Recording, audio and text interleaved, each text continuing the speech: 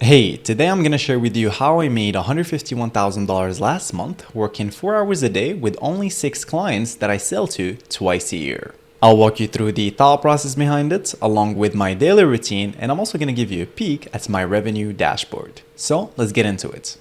So this is my current setup at around 152K a month. So we start with a base retainer, which is around 8K a month minimum. So that's kind of like my foot in the door price. Super easy to sell, predictable, and there's no stress, okay? And I only work with 6 clients max. So 6 clients times 8, which is around 48 to 50K a month in base revenue. So this is just base revenue. So it's all locked in. And then since they're all 6-month contracts, because I signed them into a 6-month contract, I only need to sell twice a year. That's it. Now here's where it gets fun, which is upsells. Okay. So instead of chasing new clients, essentially what I do, I just increase the value of the ones that I already have.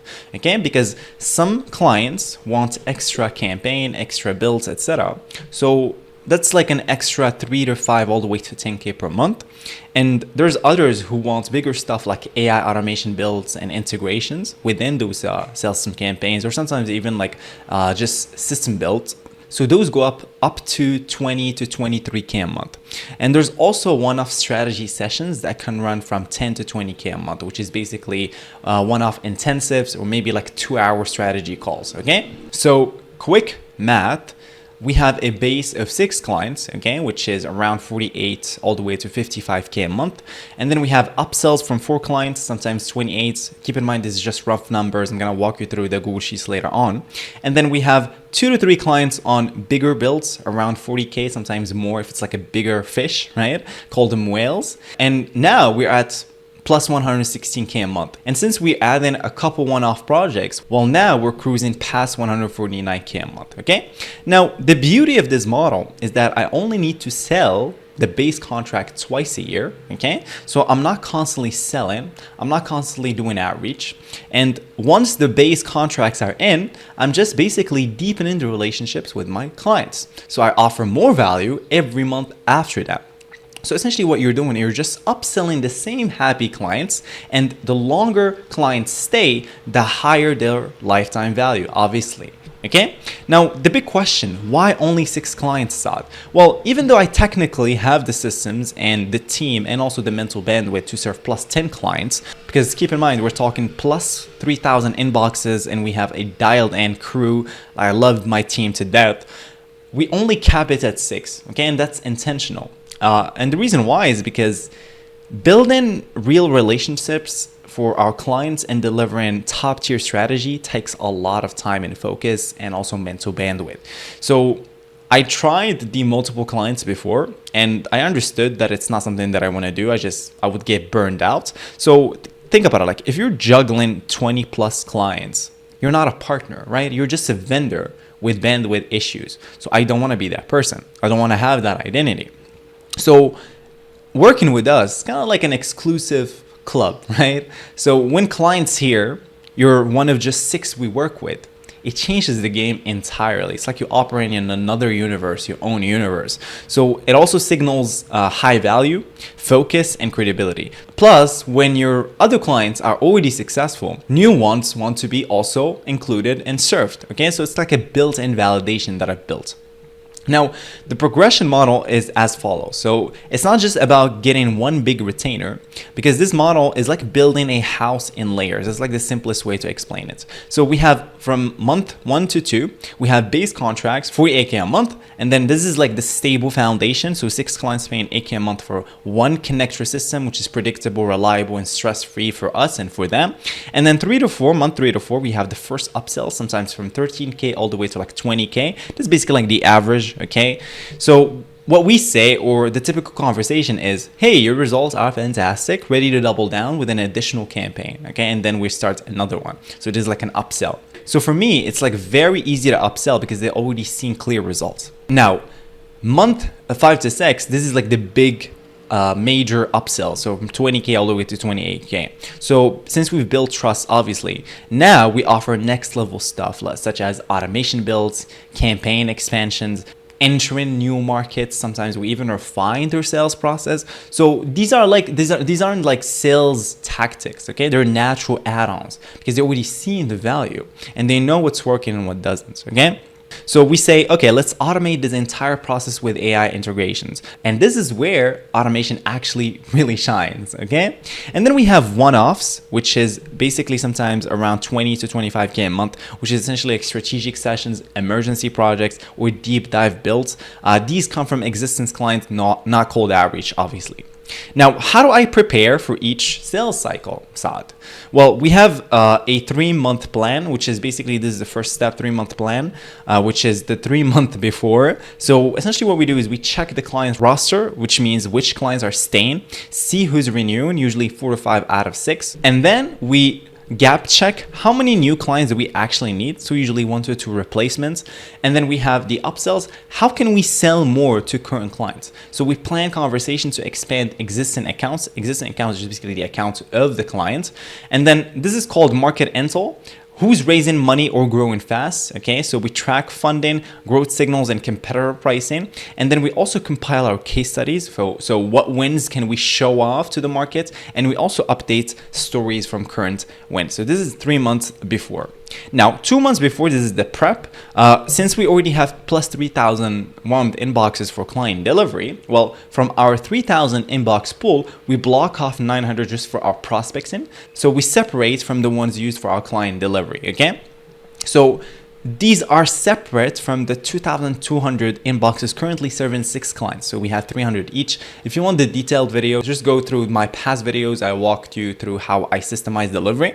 So what we do is we test deliverability and warm up any cold inboxes. So no campaign sent yet, just prep mode.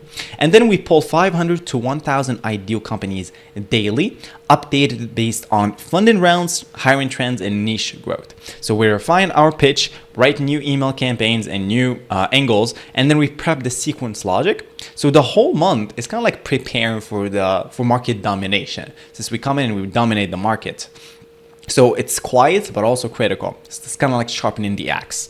Okay, now, this is called the sprint month, which is essentially the execution phase. So we have step 1, which is launch, learn, and iterate. This is exactly what I teach, by the way. It's launch, learn, and iterate, which is the best way. So this is coming from the scientific method. So in this first step, it's all about speed. We fire up campaigns and watch the replies like hawks.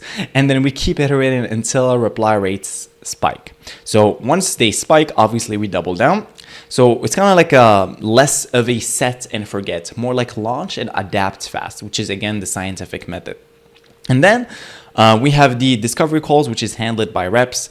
Once leads are rolling in, all my sales reps are running calls, and I'm mostly out at this stage because they handle discovery, ask the right questions, and qualify hard. Okay, now if someone is not fit, cool. If they are, we prep to close. All right. Now, step 3 is we close deals plus we onboard. This is basically go time. We lock in 6-month contracts. We collect 3 months upfront and get the ball rolling. And then anyone dragging their feet, we ghost them. This is a rule that we have in my company. We're not just going to deal with tire kickers, okay? You already know who you're going to be working with. So we're not chasing, we're filtering. And then only serious clients get onboarded. Now, the 4th step is transition to delivery. So now we hand everything off to the team. Account managers take over. SOPs kick in. This is basically the best part. And this is where I work like a dog. And basically, I shift back to strategy. Once that's finished, I shift back to strategy and system tweaks, okay? So once that's done, well, my job here is done. It's time to zoom out again until the next sales sprint, okay? Now, what my day looks like, because you might be wondering, Saad, okay, what does your day-to-day looks like? Well, drum roll, it's only 4 hours a day. I only work 4 hours a day. So I wake up at around 6 to 6:30 a.m. Contrary to popular belief, I don't wake up and just stare at the computer. I like to stay like around that time just to like meditate, look at the sky, have a cup of coffee, and to just embrace my existence and be present, okay? Sometimes I talk to my mom. And then like I also talk to my dad and see how they're doing, if they need anything. After that, I can start working. But I don't like this wake up and go straight to look at the computer. So Around 9 to 9:30 a.m. Usually it's like a quick strategy check, plus I check my priorities. So essentially what I do is I start the day with a bird's eye view, what's working and what needs love, and what's the one thing that actually matters today. So I open my ClickUp dashboard and I've got like a simple daily view, which is basically a revenue snapshot. I open the tasks that I have and I have like a one-liner priority for each client. For example, if client A is just an example, if client A's campaign has been lagging, I'll make a note. Okay, rework cold open Ingles for tomorrow's email batch. So here, by the way, there's no calls, no Slack, just me, coffee, and the numbers. Okay, it's like a 30 minutes of clear thinking before the words start yelling. If you're wondering how this looks like, let me just go to my daily operations. So right now that I'm recording this video, I already finished my daily task. You can see LM performance for CG sets. So review performance for CG, this is the client name. Set angles, offers for upcoming outreach. I also add the comments here, so tagged as power.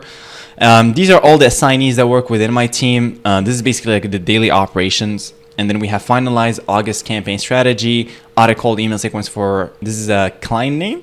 And then we have client review, which is 45 tasks here. Obviously, I'm not gonna have to show this, but we have in progress, setup or build, integration for this client name, CRM to inbox sync. So this is the documentations that I wrote. And this is the time estimate. And then this is to do. The last thing I want to do is I want to record a Loom video breakdown of campaign performance for Matt. Yeah, this is a client that I like working with. And yeah, this is basically daily operations. This is what I've done today. It took me around, 45, so around 90 minutes. So 1 hour and a half. I still got a couple more things to do. Yeah, I have 2 hours left, which is audit cold email sequences. And I'll finish this after recording this video. And I still have one Loom video to record, which is going to take me 5 minutes. Okay, so let's go back.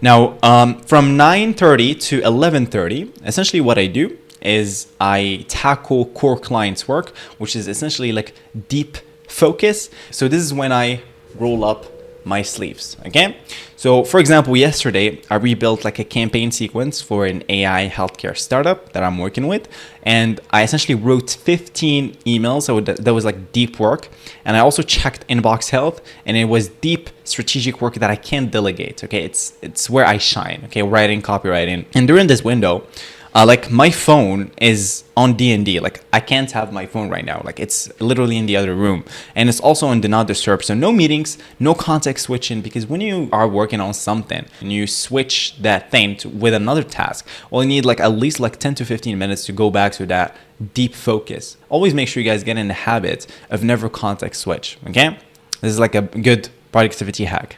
So it's just basically me solving real problems that actually move the needle. From 11:30 to 12:15, so it's usually client updates and quick chats. So I jump into Slack and Loom. And for example, let's say a client's campaign just hit like 17 booked calls in 28 days. Well, I'll shoot them a 2-minute Loom breaking it down. I would say, hey, this is the reply rate jumped after email 3. Here's why I think it worked, etc. And sometimes it's just a quick reply to a client asking about deliverables in Slack. Because every client I have has a different playground in Slack, a different channel. Sometimes I just confirm we are on track, just like one line. So I always have this rule. It's all about staying visible without being on calls all day, because I don't like being on calls all day, right? From 12:15 to 1 p.m., it's basically team sync plus business growth stuff. So this is like the final stretch. I hop into ClickUp, I check the task progress, and sometimes I leave the comments for the team. Every single day is different, obviously. But for example, if we're launching a new workflow for client D, I'll ping the ops lead and I would say, hey, can you QA this by the end of the day so I can push it live tomorrow? Then I'll spend the last 20 minutes on growth, reviewing content ideas, planning the next offer test, and it's the stuff that keeps the business moving forward. Now, let me walk you guys through the revenue of July last month. So we have my process revenue dashboard. If you notice, we have multiple sheets, so revenue overview, client progression, sales cycle, and projection. So the total monthly revenue of July actually was $151,858 from 6 clients, and the average client value is $25,000. I always recommend you guys get in the habit when you watch someone in the AI and automation space, always ask yourself, are they actually making that money? Because there's a lot of gurus that you guys know. Like they say I'll make $1 trillion a day. You know these guys. Sometimes it's like 19 years old. So it's just lies, guys. Like the average AI/automation agency makes 5K a month, which is the reason why I transitioned from generic AI automation to like a sales agency. Okay, and this is why I dominated the space. So just keep that in mind. So we have the contract model was 6 months. Obviously, I'm going to have to blur the client's ID, which is basically client name. We have the industry start date. So they all started within July. And then we have the base rate, upsells, total monthly. And then contract end is going to be January 2026. And then we're going to prepare for the next sales cycle 3 months before that. And then contract status is basically active. We have the amount, which is basically like a cute little pie chart. And then we have here 151,000 and 858. This is basically the total monthly revenue. Okay, and this is the revenue source. So base, retainers, campaign, upsells, automation builds, and strategy sessions. Okay, so in total we have 151,000 and 858. So in closing, I did not start with this, obviously. I was just good at what I did, which is basically building automations, systems, cold builds. But I was kind of stuck. Like around that time, like I was an Upwork freelancer, I was stuck delivering randomness. I like to call it delivering randomness. So think like one-off projects, which basically meant no peace, no predictability. And essentially, I was like stuck in the same cycle, chasing random $500 projects on Upwork, grinding solo, staring at the computer screen for like 15 hours a day, and hoping the next lead would finally change everything. Then I got banned. This is basically my entire story. Like I got banned on Upwork with over like $2,000 frozen. So I went for a long walk and I said to myself, it is entirely possible to enact your free will to change whatever position you are in life. I've done it before and I'll do it again. So I went all in and I started my agency, and now we're at around 151K a month, which is absolutely insane, right? So this is just a signal for you to just understand that if you are in that place where you are skilled but stuck, just consider this your signal, okay? Not just to hustle harder, but to build smarter, okay? To create systems that respects your time, your mind, and also your future, because these are important things more than like just the revenue or the money that you're going to be making. Okay, obviously it's cool, it's nice. We're going to have financial freedom, location freedom. You're going to be able to take care of yourself, your family, your loved ones, but also your business has to respect your time, your mind, and also the future, right? So I always say this, you only live once, and the privilege of a lifetime is to achieve what you want, take care of your loved ones, and lead with purpose, because the life that you could live, you should live. And when your business has your back, you don't just make more money. You become the version of yourself you've been chasing all along, all these years.